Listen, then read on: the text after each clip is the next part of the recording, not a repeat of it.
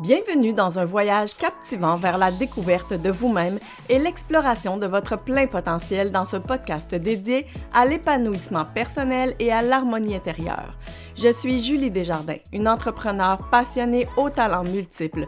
Depuis plus de 25 ans, j'accompagne femmes, hommes, enfants, parents et grands-parents en quête de transformation et d'évolution. À travers chaque épisode, je vous invite à plonger au cœur de mes réflexions, de mes introspections, où je partage des moyens et des outils que j'ai découverts pour une vie pleine et épanouie. Vous découvrirez des conseils pratiques, des stratégies concrètes que j'applique moi-même au quotidien. Une dose d'inspiration pour libérer chaque aspect de votre être. Mon objectif est de vous aider à construire une vie éveillée, intentionnelle, consciente, riche, créative et productive. Vous accompagner à éveiller davantage votre conscience.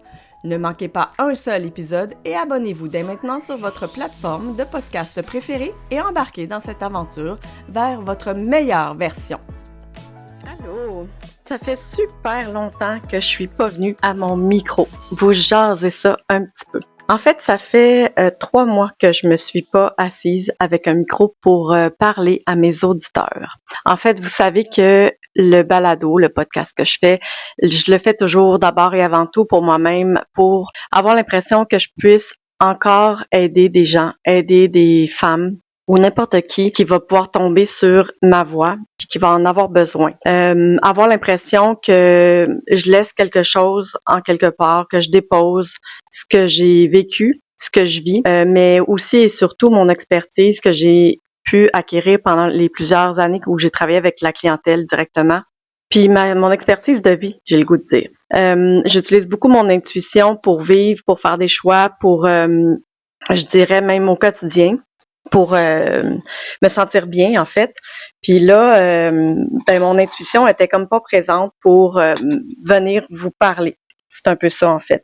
Quand j'ai décidé de faire des podcasts puis des épisodes, mon intention, comme je dis, c'était de pouvoir accompagner les gens d'une façon différente. Donc, pas pouvoir accompagner les gens en un pour un ou en tout cas en famille comme je faisais auparavant quand j'étais travailleuse sociale. Mais maintenant, plus avec ma voix dans des écouteurs ou dans des haut-parleurs pour que les gens puissent les écouter quand ça leur tente, les épisodes avec des thèmes, puis se dire, j'ai envie de me faire du bien, je vais aller écouter ce qu'elle a à me partager sur un thème précis. En fait, c'est d'écouter mon intuition, de me dire, ça va peut-être servir à une personne, 2 personnes. Mon intention était de partager justement sur le fait que j'ai été pris au dépourvu par des symptômes de dépression qui étaient induits par un diagnostic de trauma vicariant. En ayant travaillé pendant plus de 20 ans avec une clientèle qui était relativement lourde presque toutes ces années-là, en tout cas au moins les 15 dernières années, ça fait en sorte que j'avais accumulé beaucoup d'émotions, en tout cas. Puis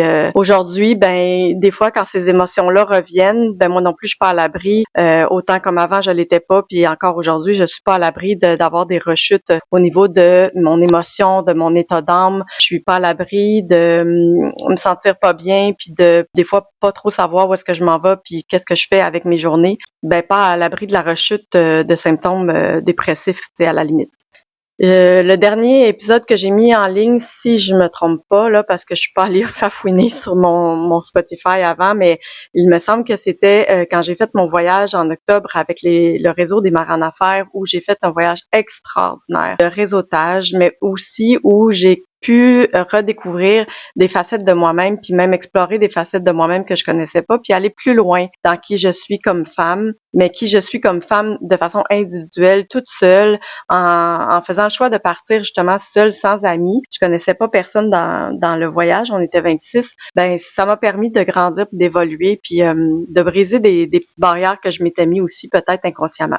Je suis sortie de là avec plusieurs amitiés qui sont restées. Une en particulier, Marc-Claude, qu'on se parle quotidiennement. Marc-Claude Cournoyer, qui est auteur, qui a écrit déjà 2 livres.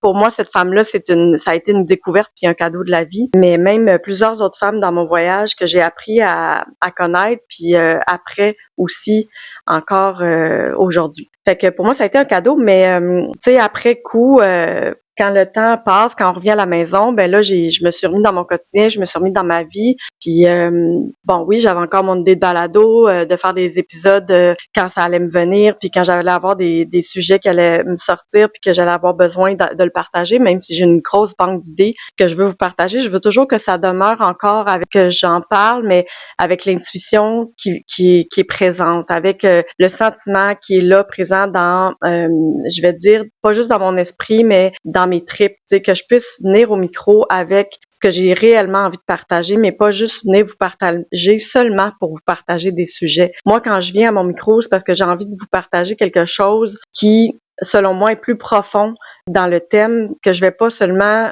venir raconter pour raconter. Fait que ce qui est arrivé en fait, c'est que en revenant de voyage, j'ai eu la chance d'aller une fin de semaine complète avec une fille que j'ai rencontrée en voyage, Sophie Conturla. C'est une femme extraordinairement inspirante, elle aussi.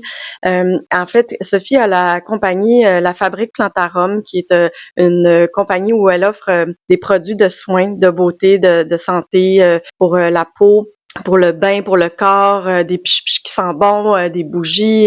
Elle a plusieurs produits super intéressants et toutes faites avec amour, avec des produits de qualité et surtout bon pour l'environnement et pour le corps. Fait que je m'en vais une fin de semaine avec Sophie à Québec. On décide elle m'a offert cette opportunité-là de partir pour faire un pop-up avec sa boutique. Puis ça a été une fin de semaine là vraiment là où j'ai vécu beaucoup de joie, beaucoup de plaisir, beaucoup de fou rire. Je me suis retrouvée tu sais, deux femmes qui rient comme si on se connaissait depuis toujours. Puis aussi, ça a été comme un moment où, à la limite, je retrouvais un peu l'enfant à moi de bonheur simple, de juste rigoler, puis de pas avoir de toujours penser à qu'est-ce que je vais faire tantôt ou qu'est-ce que je vais faire, tu sais, la semaine prochaine dans mes travaux que je veux mettre en place, mes objectifs de vie, etc. Fait qu'on dirait que de m'abandonner à ce moment-là avec Sophie, ça a été aussi un moment extraordinaire, puis encore plus parce que j'ai découvert une femme très inspirante et rayonnante, beaucoup d'énergie pétillante. Sophie aussi, on se parle de façon assez régulière depuis ce temps-là. Ensuite, 2 semaines après, je suis aussi repartie un autre 2 jours pour le congrès des multipotentiels à Drummondville avec, en fait, c'est Marie-Pierre Provencher qui organisait le congrès des multipotentiels. Puis ça a été encore une fois des moments de connexion où il y avait plusieurs femmes que je connaissais pas. J'allais assister dans le fond à des conférences qui se passaient pendant ces 2 journées-là. J'avais réservé un Airbnb avec mon amie Karina, puis tu sais ça a été pour vrai un autre moment où j'ai rencontré des nouvelles femmes que j'avais jamais discuté, puis j'ai appris à connaître, puis que j'ai pu découvrir aussi des choses que je connaissais pas. Puis pour vrai, c'est pour moi là, je vibre d'être en connexion humaine avec des femmes. Puis même des fois, si je suis pas en connexion directe, en live, en chair et en os, mais je veux dire, de pouvoir échanger avec d'autres femmes, je me rends compte avec le temps que c'est vraiment ce qui me fait vibrer énormément. Ben après ça, je suis revenue chez nous. Là, on parle le congrès multipotentiel était le 8-9 novembre. Fait que j'ai comme novembre, on s'entend pour tout le monde, a eu un petit down d'énergie, manque de soleil. Je revenais de voyage, puis de mes 2 fins de semaine, j'étais encore comme, j'avais eu tellement un gros high d'énergie, puis un gros high d'amour de la vie. Là, c'était comme si j'avais été sur, je dirais comme une Formule 1 là pendant un certain temps, puis qu'à la limite, j'ai quasiment épuisé mon système de genre, je tiens mon volant, je suis en Formule 1, j'ai les yeux grands ouverts, puis je profite, là, je suis comme, je sais pas, là, si vous imaginez, mais moi, je le fais pendant que je vous parle, je suis comme dans une sorte d'intensité où je m'abreuvais d'une vie positive, agréable, avec plein de rencontres extrêmement enrichissantes. Puis là, novembre arrive où on est un petit peu plus dans notre cocon, un petit peu plus à l'intérieur. On prépare Noël, on prépare le temps des fêtes, mais l'hiver aussi. On rentre tout le stock de l'extérieur vers l'intérieur. Puis moi, je dis toujours que l'hiver, ça sert à justement vivre un petit peu plus le monde intérieur, du cocooning, à se ressourcer, à retourner vers soi, à faire un environnement chaleureux. Sauf que là, nous, on avait vécu les inondations. Fait que moi, à partir de novembre, quand je reviens beaucoup chez moi, puis dans cette genre de routine-là où on est plus à l'intérieur, fait moins beau, il pleut. Donc, on est à l'intérieur de la maison. C'est l'automne, il fait moins beau. Puis là, nous, on a eu l'inondation, donc c'est sûr que quand toutes les pièces sont pas replacées comme il faut, puis le sous-sol est pas refait, on se trouve avoir justement moins de place, moins d'espace pour circuler, moins d'espace pour se séparer en famille, dans le sens où on est tout le temps les quatre ensemble dans les pièces communes plus souvent qu'autrement, en tout cas plus souvent qu'avant. Fait qu'on a moins de place pour avoir du temps toute seule pour se retrouver puis se faire son petit cocon de concentration. Fait qu'au final, moi, je me dis que novembre, pour moi, ça a été en tout cas, novembre, même décembre, je dirais que ça a trouvé très difficile. D'autant plus qu'à un moment donné, j'ai eu un échange de conversation avec ma mère où on s'est pas entendu. Ma mère et moi, on n'a pas nécessairement, le même développement au niveau social. Nous autres, on est en 2024, les femmes, on veut s'épanouir, on veut profiter de notre vie, on veut être pas juste une femme qui travaille, puis pas juste une femme qui est une mère au foyer ou une conjointe, on veut être plus que ça, on veut aller plus loin dans notre potentiel, on veut l'exploiter, en tout cas pour moi, c'est super important d'exploiter mon potentiel sur plusieurs sphères de ma vie, pas juste au travail, puis pas juste comme mère, pas juste comme conjointe, pas juste comme amie, je veux aller voir qui je suis sur plein de facettes de moi-même, puis je suis tellement intéressée par tellement de choses dans la vie que je me dis, ben, c'est ça, profitons de la vie, j'en ai juste une. Mais dans le temps de nos parents, en tout cas ma mère, déjà de faire plusieurs activités, de faire des voyages, de sortir de la maison, puis de laisser les enfants à la maison avec un conjoint ou rester à la maison les enfants toutes seules, puis faire leurs affaires, ben, puis que je sois pas là dans le sens, ben, ça fait en sorte que pour elle, je prenais beaucoup soin de moi, puis elle se questionnait, puis elle se posait des questions, puis on avait des échanges, je voyais qu'on n'était pas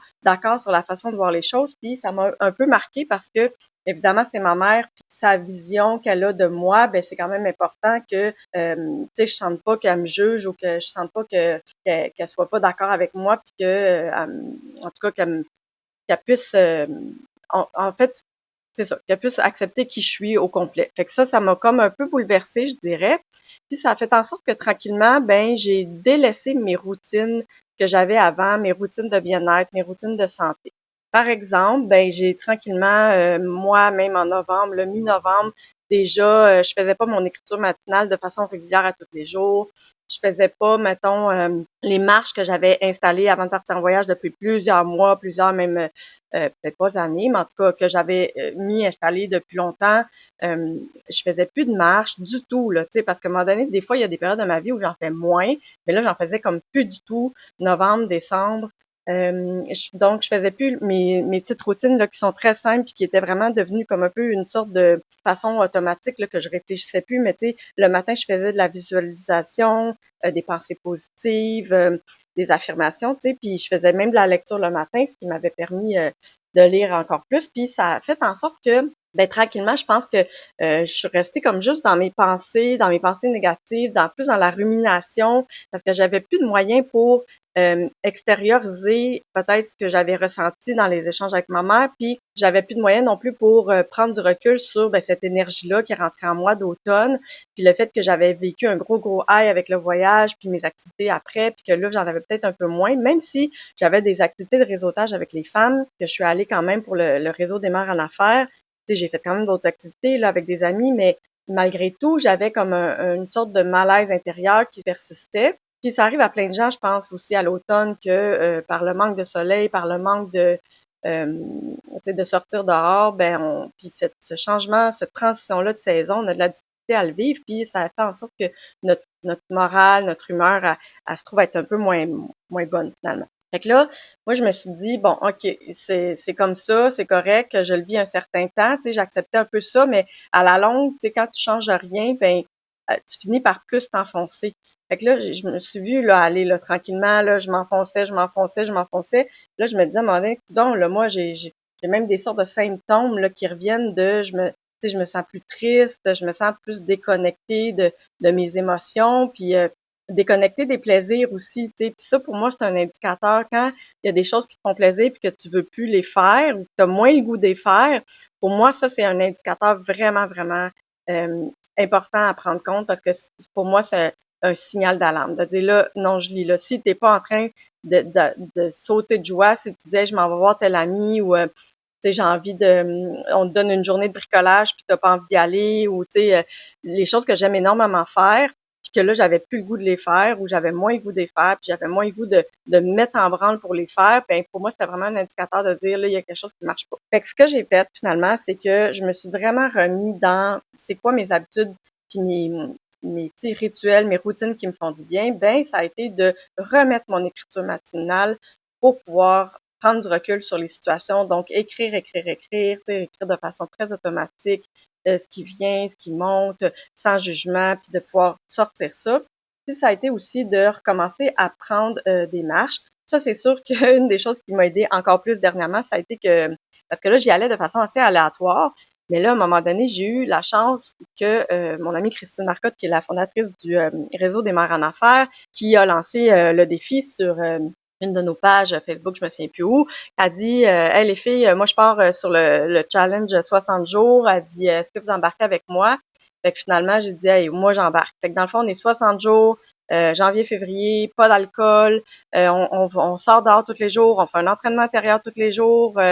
Après ça, on fait de la lecture 30 minutes tous les jours, on boit 2 à 3 litres d'eau par jour. Fait que il y a comme il y a quelques petits détails comme ça à respecter pour faire partie du challenge. Puis on s'encourage, on a un petit groupe ensemble pour s'envoyer des photos puis des mots d'encouragement. Puis pour moi, ben encore une fois, je répète, mais tu sais, la connexion humaine, ça change beaucoup, ça m'aide, j'ai le goût de dire c'est mon carburant, je pense. Puis ça a fait en sorte que encore plus mon énergie a remonté quand j'ai commencé à faire le challenge finalement, parce que de sortir tous les jours puis de sentir que j'étais pas toute seule, de le faire avec d'autres gens, ce challenge-là, mais finalement, tu sais, de remettre en place toutes mes routines, là, ça a comme rechangé toute mon énergie, ça m'a remis dedans. Puis je dirais que d'avoir, souvent je vais dire c'est une discipline. Pour moi, avoir cette discipline-là, ça devient comme un peu, c'est comme quelqu'un qui se dit, ben moi, pour rester en santé, je suis diabétique, je peux pas manger de sucre. Puis il y en a d'autres qui vont dire, ben moi, pour rester en santé, je suis obligée de prendre tel médicament parce que ça fonctionne pas, ma santé. Là, je me suis, tu sais, mettons quelqu'un qui fait de l'hypertension, puis il a besoin de prendre des pilules, je sais pas. Ma belle-mère a des problèmes de cœur, mettons, il faut qu'elle prenne des pilules pour son cœur. Bon, fait quelqu'un qui a besoin pour sa santé de faire quelque chose de X, ben pour moi, la discipline, c'est un peu comme la même chose que quelqu'un qui doit prendre son médicament tous les jours. Ou c'est un peu comme, bon, regarde un exemple plus simple, on se brosse les dents pour avoir les dents propres, pour avoir une hygiène buccale, pour que nos dents restent belles et en santé plus longtemps. C'est une discipline, ça, se brosser les dents. T'as pas le choix, je veux dire, tu peux pas penser que c'est juste une partie de plaisir, là, se brosser les dents. Fait que c'est une discipline, tu t'es installé une routine où tu sais que tu vas brosser tes dents à telle heure, à tel jour, à telle place. Tu as placé tes objets pour que tes routines se fassent. Tu vas l'acheter au magasin, ta pâte à dents, ta brosse à dents, tu l'as choisi, la grosseur, es-tu électrique, pas électrique, tu choisis même la couleur souvent pour, je sais pas moi, ben pas te tromper avec tes enfants et ton chum, mais aussi pour pour te faire plaisir. Des fois, là, en tout cas, moi j'ai choisi encore pour plaisir les couleurs de mes brosses à dents, mais c'est encore il y a une petite fille grande encore dans moi, en tout cas, je peux pas de la misère à le dire. Mais tout ça pour dire que c'est une discipline quand tu installes quelque chose qui est pour ta santé, puis qui te fait du bien, puis qui te fait aussi du bonheur. Tu sais, pour moi, cette routine-là du matin, ben quand je l'ai réinstallée, ça l'a vraiment pris une autre tournure dans mon énergie physique, puis mon énergie mentale, puis tout mon discours intérieur. C'est pas possible. Moi, je peux pas vous dire comment finalement tout ça est revenu. Je veux dire, mais qu'est-ce qui m'a pris d'attendre si longtemps, là, tu sais, comme 2 mois et demi, là, pour remettre toutes ces petites activités-là en place. C'est pas compliqué, là. Mais, tu sais, c'est ça, quand t'es envahi, quand tu vas pas bien, quand tu te sens comme l'esprit qui vagabonde dans tous les sens parce que tu as des émotions qui t'envahissent, que même si tu essaies de les visiter, là, moi, ces émotions-là, ils étaient claires pour moi, là. Je les identifiais, j'en parlais, j'essayais vraiment, tu sais, de me dire, c'est correct, ils sont là, je les accepte, je les accueille, mais en même temps, puis tu sais, je les ai réglés, là, je veux dire, moi, je parlais avec ma mère, puis j'expliquais, puis tu sais, on a réglé ça, puis on a passé par-dessus, puis tout, mais on dirait que, malgré tout, ben, des fois, moi, j'ai besoin d'aller plus loin là-dedans, dans le sens où je peux pas vivre ma vie, justement, sans rien écrire dans un cahier. Tu sais, j'ai besoin, je peux pas réfléchir juste avec ma tête tout le temps. Il faut que je sorte de ma tête mes idées, mes émotions, mon vécu, ce qui vibre à l'intérieur de moi, il faut que je le sorte. Fait que il y en a, je pense peut-être qu'ils vont faire du jogging, ils vont courir le marathon, ils vont marcher en forêt, il y en a, ils vont nager tous les matins ou en tout cas. Mais moi, j'ai besoin d'écrire tous les matins, ne serait-ce que 3 lignes des fois, 4 lignes, une impression, comment je me suis levée, comment je me suis sentie. C'est vrai, je viens d'avoir un flash. Il y a une chose que j'ai poursuivie depuis le voyage, puis ça fait depuis le printemps que j'ai installé ça, donc on est rendu aujourd'hui en janvier. C'est que tous les matins, je fais des étirements qui peuvent durer de 5 minutes à 20 minutes. Mais depuis, je dirais, le voyage, ouais, depuis le voyage même que je suis revenue, ben là, j'ai à plus des étirements. En fait, à l'intérieur de mes étirements, j'ai rajouté beaucoup d'exercices d'endurance, d'exercices de force, là. Fait que finalement, c'est un peu comme l'exercice finalement d'entraînement intérieur que je fais tous les matins en me levant de mon lit, direct là, sur le bord de mon lit. Fait que ça, en tout cas, je vous en parlerai une autre fois, mais c'est la seule chose que j'avais gardée. Sauf que pendant que je faisais ces exercices-là, donc ça me revient dans mon esprit de comment je vais essayer de planifier ma journée dans comment j'ai le goût de me sentir. J'essaie de me minder à la limite à faire juste mes respirations pendant que je fais mes étirements. Mais malgré tout, par moment, il y a eu je me souviens encore que, tu sais, je ruminais, là, il y avait des idées qui revenaient, puis ça part dans tous les sens. Fait que même si je me ramène, pour moi, ça reste, je vais leur dire, je l'ai déjà dit, une tête, c'est rond. Quand tu te mets à penser, ça tourne en rond. Fait que c'est pour ça que j'ai besoin de le sortir. Fait que c'est pour ça que quand je prends le temps de m'asseoir, d'écrire des choses, puis faire des visualisations aussi, je trouve que c'est magnifique, là. C'est de pouvoir comme se visualiser dans des situations qu'on souhaite mettre en place ou qu'on souhaite maintenir. Pour moi, ça aussi, c'est super gagnant. Des affirmations positives, ça, c'est un peu naturel, je dirais, d'en faire. J'en fais tout le temps un peu, mais j'en fais qui sont très machinales. Tandis que faire des affirmations positives où tu vas vraiment prendre le temps de les ressentir, de les intégrer, puis qui te fassent vibrer dans ton être. C'est de pas dire, je sais pas moi, je suis en train de prendre mon café, je mets le lait, je sais pas moi, je suis en train de beurrer ma toast, puis je fais plein d'affaires en même temps, que je me fais des affirmations positives. Pour moi, oui, tu peux faire ça, mais en même temps, t'es pas nécessairement 100% pleinement dedans.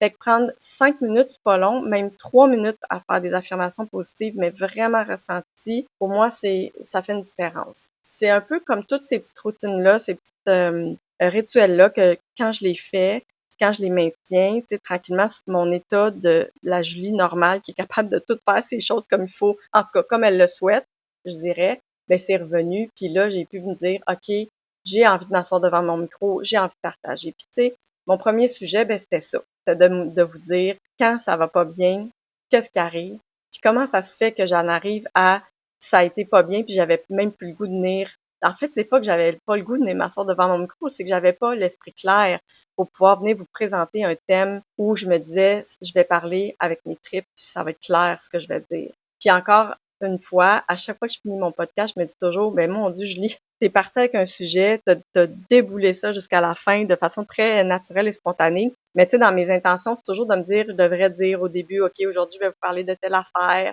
Puis en vous parlant de telle affaire, mais vous allez voir, ça va vous aider pour telle affaire. Puis dans telle situation, puis vous allez vous aider à vous sentir mieux ou si vous utilisez ça dans telle situation ou blablabla. Puis à la fin, tu sais, de dire, OK, regardez, tu sais, faire un genre de résumé. Mais finalement, je le fais à peu près jamais parce que au final, je me rends compte que c'est pas vraiment moi. T'sais, moi, je suis quelqu'un qui, je m'assois, j'ai une idée dans la tête, j'ai le goût de le partager, je le partage. En ce moment, aujourd'hui, en 2024, excusez, 25, j'ai dit ça encore aussi tantôt 2024. 2025, je suis quelqu'un qui est encore une fois très spontané, très c'est sûrement un côté aussi d'impulsivité, j'ai le goût de dire, mais tu sais, moi, quand c'est là, ça part, ça commence, puis ça finit. Quand ça va être fini, ça va être fini. Je vais finir mon podcast, je vais mixer la musique, puis ça va être ça. Mais j'ai pas, je suis comme pas super structurée pour dire, hey, je l'ai écrit sur un papier, je l'ai décliné sur, OK, ça va être le numéro 1, ça va être le numéro 2, ça va être le numéro 3. Ben non. Là, je vous ai fait toute mon affaire en ligne de même, puis même, à un moment donné, mon micro, il a arrêté, mais tu sais, je vais faire un montage, mais c'est ça, Julie Desjardins. Tu sais, vous avez accès à l'être que je suis dans toute son authenticité. Puis, tu sais, j'ai pas envie de jouer une game. J'ai envie de dire, quand je viens m'asseoir à mon micro, vous avez la couleur qui est là. Puis, mais c'est la vraie couleur, par exemple. Tu sais, elle sera peut-être pas pareille dans un an, Puis j'espère qu'elle sera pas pareille parce que je souhaite évoluer, puis je souhaite faire des balados puis des podcasts encore mieux structurés, hein. C'est ça que mon souhait. Mais en ce moment, c'est comme ça que je l'ai fait. Puis je me dis, s'il y a des gens que ça leur plaise pas, ben ils les écoutent pas, tu sais, ça leur dérange d'écouter ça, puis ils font comme ben tant pis, je l'écoute plus, tu sais. Mais pour vrai, si ça vous a plu ce que je vous ai partagé aujourd'hui, ben c'est seulement pour vous inciter à ou à comprendre en fait pourquoi les routines du matin sont essentielles, puis pour qu'est-ce que ça fait quand à un moment donné, on sent qu'on n'est pas bien, puis qu'on sent que tout remonte dans la noirceur, le sombre, je mijote, tu sais, j'ai des pensées qui remontent dans ma tête, puis que ça vient me troubler, puis que je deviens à plus me retrouver moi-même, tu sais, que j'ai des indices, des indicateurs qui me disent Julie, là, tu sais, ça va pas, puis quel impact ça a dans ma vie, tu sais, puis là, je vous le partage parce que je me dis c'est ma vie, mais vous, dans votre vie, tu sais, il doit y avoir des situations où il y a des moments où vous êtes capable d'avoir plus de contrôle sur vous puis sur comment vous vous sentez. Il y a des moments où vous avez moins de contrôle sur vous, puis qu'est-ce qui va dans votre esprit, puis comment vous êtes capable de contrôler votre esprit. Fait que moi, mon moyen d'installer un bien-être pour le moment, aujourd'hui, c'est encore toutes ces petites routines-là matinales. Pour vous, qu'est-ce que c'est? Ça peut être autre chose, possiblement. Tout comme ça peut être ce que je propose aussi, qui n'est pas obligé d'être le matin, qui peut être n'importe quand dans la journée, mais au minimum, vous faire réfléchir sur qu'est-ce que vous faites de façon très automatique sans vous en rendre compte, puis que des fois, ça vous fait comme peut-être descendre dans la noirceur, puis que là, vous pouvez peut-être prendre des solutions, des moyens pour que ça l'allume en vous, de dire « Oh, OK, finalement, tu sais, je me suis laissé aller dans mon inconfort, puis d'aller vérifier qu'est-ce qui va vous faire du bien à vous pour remonter la pente, pour retrouver la personne que vous êtes, pour retrouver votre pouvoir. » Puis tu sais, c'est de l'empowerment en fait, là, ça qu'on appelle, tu sais, c'est vraiment de la prise de pouvoir, de voir comment vous allez remettre en place votre bien-être, puis comment vous allez mettre dans votre quotidien des petites choses. Parce que souvent, on va voir, ben, tu sais, le jour où je vais prendre des vacances, je vais aller mieux. Le jour où je vais partir en voyage, je vais aller mieux. Le jour, enfin, en fin de semaine, ça va aller mieux parce que je vais être en congé. Tel jour, je vais pas me lever plus tard, ça va me faire du bien, je vais dormir plus longtemps. Mais tu sais, moi, je vois pas ça comme ça parce que sinon, on attend toujours. Puis au final, quand on attend toujours, ben toutes les journées qu'on a souffert avant, ça fait qu'on va de moins en moins bien. Fait que c'est pour ça que moi, mes routines quotidiennes, ça le dit, ben ça me permet de rester au quotidien ancré puis branché avec moi-même. Puis c'est oui une discipline, mais en même temps, ben il y a quand même moins de chances que je me perde puis que je m'oublie dans tout ça. Tu sais, ça fait en sorte que je reste connectée. Je ne sais pas si j'ai été convaincante. Je ne sais pas si ça vous a énervé que je sois un peu décousue parce que je le suis peut-être quand même encore un peu aujourd'hui. Une des raisons pour lesquelles je suis pas venue aussi, entre autres, c'est que je me dis toujours, je devrais trouver le bon moment, le bon lieu dans ma maison, tu sais, quand il n'y a pas personne, quand il n'y a pas de bruit, à telle heure, quand je suis dans telle énergie, pas le soir, pas le ci, pas ça. Fait qu'à un moment donné, je le fais jamais. Ben là, aujourd'hui, ça a donné ça parce que je me suis dit, OK, là, Julie, tu te lances, coûte que coûte, même si tu te fais interrompre, même si ton oiseau chante à côté, même si tu n'as pas ton micro que tu prends d'habitude avant. J'ai encore pris mon petit micro portatif, mais c'est ça. Alors sur ce, après 28 minutes, il est quand même plus court que bien d'autres que j'ai faites. Je me dis que pour aujourd'hui, ça va être assez. J'ai encore plein de choses à vous partager, plein d'autres sujets que j'ai encore écrits dernièrement, puis j'ai vraiment envie de venir plus souvent comme avant je faisais, mettons à peu près une fois par mois. Bon, dans mon idéal, j'aurais été aux 2 semaines, mais ce n'est pas réaliste parce que je prends toujours trop de projets et j'ai toujours trop de choses que je veux mettre en place. Je vais mettre dans dans la bio en tout cas la description du balado, toutes les personnes que j'ai nommées dans cet épisode.